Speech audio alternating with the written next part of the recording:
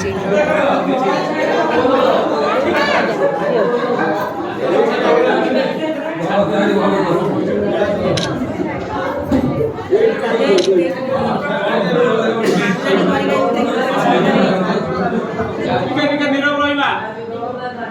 शुभ सकाळ जय जगन्नाथ।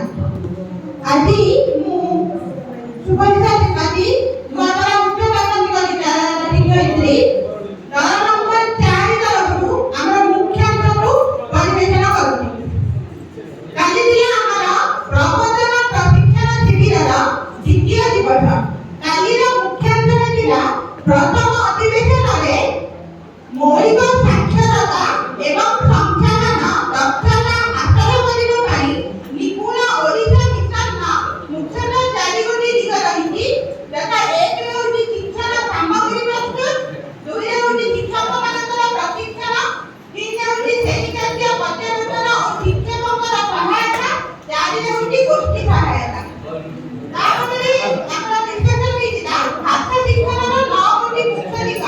ଯଥା ମୌଖିକ ଭାଷାର ବିକାଶ, ଧ୍ୱନି ସଚେତନତା, ଦ୍ୱିକୋଡ଼ି, ଶବ୍ଦଭଣ୍ଡାରର ଅଭିବୃଦ୍ଧି, ପଠନର ବୋଧକ୍ଷମତା, ଧାରାପ୍ରବାହ ପଠନ, ଛାପଲେଖାର ଧାରଣା, ଲିଖନ, ପଠନ ଅଭ୍ୟାସର ବିକାଶ। ତାପରେ ଆମର ବିଶେଷ ହେଇଥିଲା ସଂଖ୍ୟାମାନ ଶିକ୍ଷଣର ମୁଖ୍ୟ ଦିଗ। ଯଥା ପ୍ରାକ୍-ଗାଣିତିକ ଧାରଣା, ସଂଖ୍ୟା ଓ ଗାଣିତିକ ପ୍ରକ୍ରିୟା, ମାପ, ଆକୃତି ଓ ସ୍ଥାନିକ ବୋଧକ୍ଷମତା ଓ ସରଞ୍ଚନା। ଓଡ଼ିଶାର ପାଠ୍ୟକ୍ରମର ରୂପରେଖ 2025ରେ ବର୍ଣ୍ଣିତ ପାଠ୍ୟପୁସ୍ତକର ସ୍ୱରୂପରେଖ ବର୍ଣ୍ଣନା କରାଯାଇଥିଲା। ପାଠ୍ୟକ୍ରମର ଲକ୍ଷ୍ୟ, ଦକ୍ଷତା ଓ ଶିକ୍ଷାର ଫଳାଫଳ ବିଷୟରେ ବି ଆଲୋଚନା କରାଯାଇଥିଲା। ଏହାପରେ ପଞ୍ଚମଟି ନିୟମ ତଥା ଅତିଥି, ବୋଧ, ଅଭ୍ୟାସ, ପ୍ରୟୋଗ ଓ ପ୍ରସାର ସମ୍ପର୍କରେ ଆଲୋଚନା କରାଯାଇଥିଲା। ଏହାପରେ ଆରମ୍ଭ ହୋଇଛି ଆମର ଦ୍ୱିତୀୟ ଅଧିବେଶନ। ଦ୍ୱିତୀୟ ଅଧିବେଶନରେ ଆଲୋଚନା କରାଯାଇଥିଲା ଦକ୍ଷତା ଭିତ୍ତିକ ଶିକ୍ଷଣ ଓ ଆକଳନ।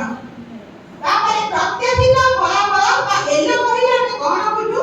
ପାଠ୍ୟକ୍ରମର ଲକ୍ଷ୍ୟରେ ଦକ୍ଷତାର ଭୂମିକା, ଦକ୍ଷତା ଭିତ୍ତିକ ଆକଳନରେ ଶିକ୍ଷକଙ୍କର ଭୂମିକା ଏବଂ ଏହାପରେ ପ୍ରଶ୍ନପତ୍ର ଦିଗ ଯଥା ଉଦ୍ଦେଶ୍ୟ କେନ୍ଦ୍ରିତ ଆକଳନର ପ୍ରକାର, ଶିକ୍ଷଣ ପଦ୍ଧତି, ଶିକ୍ଷଣ ପ୍ରଦର୍ଶନ ଏହା ବିଷୟରେ ଆଲୋଚନା କରାଯାଇଥିଲା। ଏହାପରେ ଭାଷା ଶିକ୍ଷଣର ଦକ୍ଷତା ବିଷୟରେ ଆଲୋଚନା କରାଯାଇଥିଲା। ଯଥା ଜ୍ଞାନ, ଯାହାକି ଶବ୍ଦ ଭଣ୍ଡାର, ବ୍ୟାକରଣ, କୌଶଳ, ଶୁଣିବା, କହିବା, ମୂଲ୍ୟବୋଧ, ସମ୍ମାନର ସହିତ ଅନ୍ୟ କଥାକୁ ଶୁଣିବା ଓ ନିଜକୁ ପ୍ରକାଶ କରିବା, ସ୍ୱଭାବ, ଆତ୍ମବିଶ୍ୱାସ ସହ ସ୍ପଷ୍ଟ ଭାବରେ କହିବା ଓ ବିଭିନ୍ନ ପରିସ୍ଥିତିରେ ନିଜକୁ ପ୍ରକାଶ କରିବା। ଏହାପରେ ଦକ୍ଷତା ଭିତ୍ତିକ ଶିକ୍ଷଣରେ ପ୍ରକୃତି, ଉଦ୍ଦେଶ୍ୟ, ଗୁରୁତ୍ୱ ଓ ଶିକ୍ଷାଗତ ଶୈଳୀ ବିଷୟରେ ଆଲୋଚନା କରାଯାଇଥିଲା। ଏହାପରେ ଦକ୍ଷତା ଭିତ୍ତିକ ଶିକ୍ଷଣର ପ୍ରକୃତି ଯଥା ସାମଗ୍ରିକ, ପ୍ରୟୋଗମୂଳକ, ଶିକ୍ଷାର୍ଥୀକେନ୍ଦ୍ରିକ, ନମନୀୟ ଓ ନିରନ୍ତର ଏହା ମଧ୍ୟରେ ଆଲୋଚନା କରାଯାଇଥିଲା। ଏହାପରେ ଆରମ୍ଭ ହୋଇଥିଲା ଆମର ତୃତୀୟ ଅଧିବେଶନ, ଯାହାକି କଳା ଶିକ୍ଷା ଉପରେ ଥିଲା। ଏଥିରେ ଆମକୁ ଆଲୋଚନା କରାଯାଇଥିଲା କଳା ଶିକ୍ଷା କହିଲେ ଆମେ କଣ ବୁଝୁ ଆଉ କଳାର ପ୍ରକାର ଭେଦ। ଯଥା ଲିଖନ କଳା, ପରିବେଷଣ କଳା, ଦୃଶ୍ୟ କଳା।